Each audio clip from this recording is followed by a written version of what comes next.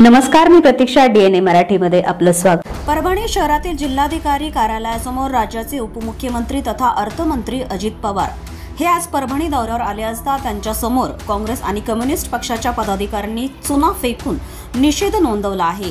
1 रुपया पीक विमा योजनेला शेतकऱ्यांनी लावला चुना. या वक्तव्यामुळे शेतकरी समुदायांमध्ये तीव्र संतापाची लाट उसळली आहे. यामुळे आज अजित पवार यांच्या समोर परभणी जिल्हाधिकारी कार्यालयासमोर चुना फेकून निषेध नोंदवण्यात आला. यावेळी पोलिसांनी आंदोलनकर्त्यांना ताब्यामध्ये घेतलं. आज करण्यात आलेल्या आंदोलनात काँग्रेसचे अमोल जाधव, किसान सभेचे शिवाजी कदम, स्वराज्य इंडियाचे गोविंद गिरी, रोहिदास बोबडे, शेख अब्दुल, प्रदीप सोनटक्के, प्रसाद गोरे, अरुण हरकळ, सुदर्शन कदम, उमेश मिरखेलकर आदी आंदोलक उपस्थित होते. प्रतिनिधी बालाजी कांबळे, DNA मराठी, परभणी.